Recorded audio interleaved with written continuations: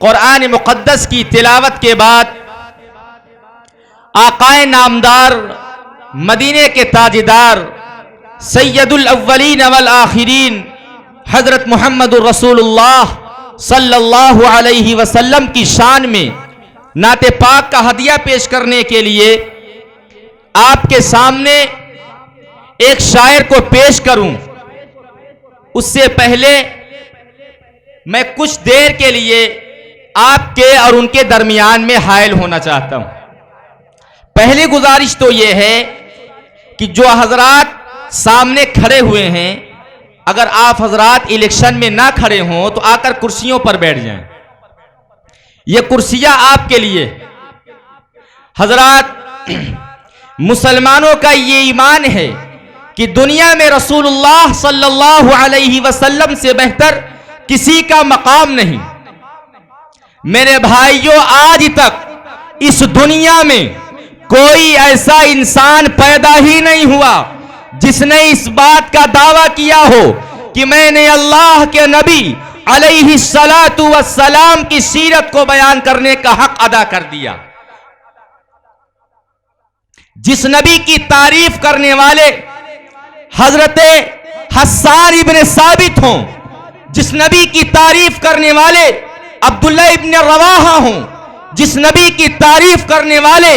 شیخ Saadi جیسے بزرگ ہوں، جس نبی کی تعریف کرنے والے ابو بکر صدیق ہوں، جس نبی کی تعریف کرنے والے فاروق اعظم ہوں، جس نبی کی تعریف کرنے والے عثمان غنی ہوں، جس نبی کی تعریف کرنے والے حضرت علی ہوں، اور جس نبی کی تعریف کرنے والے حضرت جبرائیل ہوں، اور جس نبی کی تعریف کرنے والا خود رب کائنات ہو، بھلا ہم انسانوں سے اس نبی کی تعریف کا حق ادا کیسے ہو سکتا؟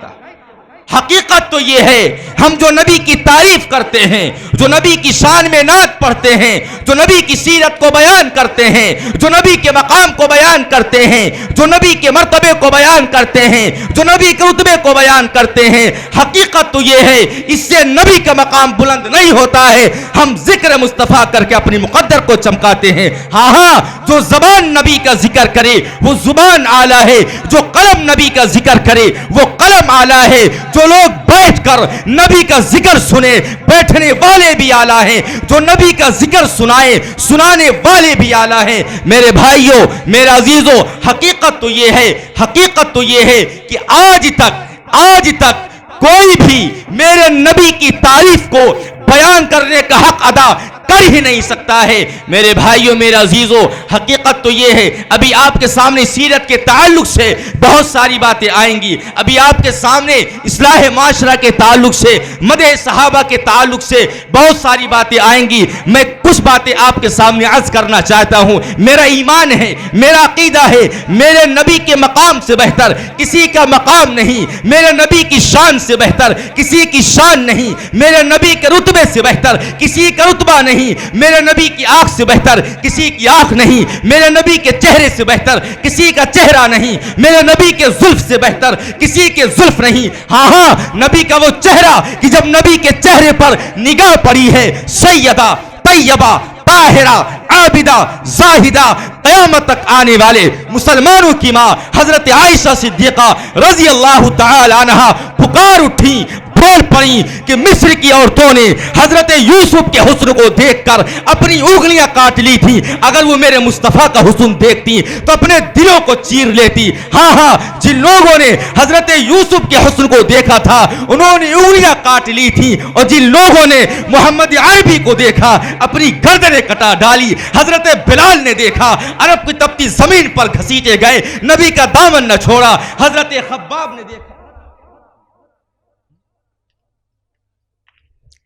حضرت خباب نے دیکھا، انگاروں پر لٹائے گئے، اپنے ہاتھ سے نبی کا دامن نہ چھوڑا۔ حضرت سمیہ نے دیکھا، جسم کے دو ٹکڑے ہو گئے، اپنے ہاتھ سے نبی کا دامن نہ چھوڑا۔ صحابہ کی جماعت نے دیکھا، مکہ چھوڑ کر مدینہ گئے، مکہ چھوڑ کر حبشہ گئے، اپنے ہاتھ سے نبی کا دامن نہ چھوڑا۔ میرے بھائیوں، میرے عزیزوں، نبی کا چہرہ وہ چہرہ ہے کہ جب حضرت عبداللہ ابن سلام کی نگاہیں میرے نبی کے چہرے پر پڑی، عبداللہ ابن سلام پکار اٹھے، جو ہی میری نگاہوں نے آمینہ کے لال کے چہرے کو دیکھا، میرے دل نے گواہی دی یہ چہرہ کسی جھوٹے کا چہرہ نہیں ہو سکتا ہے۔ جب حضرت جابر کی نگاہیں میرے نبی کی صورت پر پڑیں تو حضرت جابر پکار اٹھے۔ 14ویں کا چاند نکلا ہوا تھا، میرے آقا کی صورت تھی، کبھی چاند دیکھتا، کبھی نبی کا چہرہ دیکھتا، کبھی چاند دیکھتا، کبھی نبی کا چہرہ دیکھتا۔ میرے بھائیو، میرے عزیزو، حضرت جابر کہتے ہیں میں نے فیصلہ کیا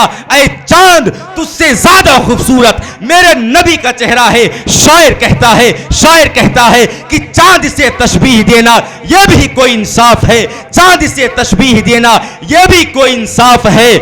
چاند کے منہ پر چھائیاں، مدنی کا چہرہ صاف ہے۔ میرے بھائیو، میرے عزیزو، حقیقت تو یہ ہے جن لوگوں نے نبی کے سیرت کے سمندر میں گوتا لگایا ہے وہ آج تک اس سمندر سے باہر نہ نکلے۔ مجھے کہنے کی اجازت دی جائے، ابو بکر صدیق نے گوتا لگایا، صدیق اکبر بن کے نکلے۔ حضرت عمر نے گوتا لگایا، فاروق اعظم بن کر نکلے۔ حضرت عثمان نے گوتا لگایا، ذوالنورین بن کر نکلے، سخاوت کا بادشاہ بن کر نکلے، جامع القرآن بن کر نکلے، ناشر قرآن بن کر نکلے۔ حضرت علی نے گوتا لگایا، داماد مصطفیٰ بن کر نکلے، فاتح خیبر بن کر نکلے، شیر خدا بن کر نکلے۔ حضرت امیر معاویہ نے نبی کے سیرت کے سمندر میں گوتا لگایا، کاتب وحی بن کر نکلے۔ حضرت حنظلہ نے نبی کے سیرت کے سمندر میں گوتا لگایا، غسیل الملائکہ بن کر نکلے۔ عبداللہ ابن عباس نے نبی کی سیرت کے سمندر میں گوتا لگایا، مفسر قرآن بن کر نکلے۔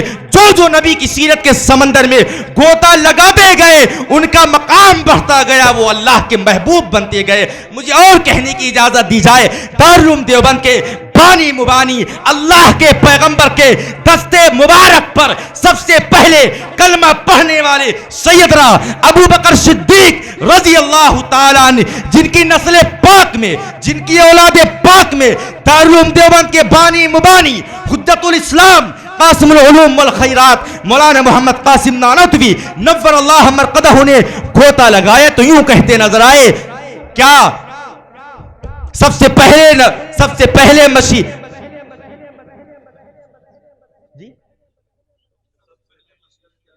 سب سے پہلے مشیت کے انوار سے، سب سے پہلے مشیت کے انوار سے نقش روئے محمد بنایا گیا، پھر اسی نقش سے مانگ کر روشنی بزم کون و مکا کو سجایا گیا۔ وہ محمد بھی، احمد بھی، محمود بھی، حسن مطلق کا شاہد بھی، مشہودی بھی، علم و حکمت میں وہ غیر محدود بھی، ظاہراً امیوں میں اٹھایا گیا۔ حشر کا ڈر مجھے کس لیے ہوئے قاسم، میرا آقا ہے وہ، میرا مولا ہے وہ، جس کے دامن میں جنت بسائی گئی، جس کے ہاتھوں سے کوثر لٹایا گیا۔ اور جب نبی کی سیرت کے سمندر میں گوتا لگایا ہے، جن کی یاد میں یہ جلسہ منعقد ہوا ہے، بیادگار شیخ المشائخ عارف باللہ حضرت مولانا محمد احمد صاحب پرتاپ گڑھی نور اللہ مرقدہ، تو یوں کہتے نظر آئے، جب زباں پر محمد کا نام آ گیا دوستوں زندگی کا پیام آ گیا۔ جب زباں پر محمد کا نام آ گیا دوستوں زندگی کا پیام آ گیا۔ اور جب نبی کی سیرت کے سمندر میں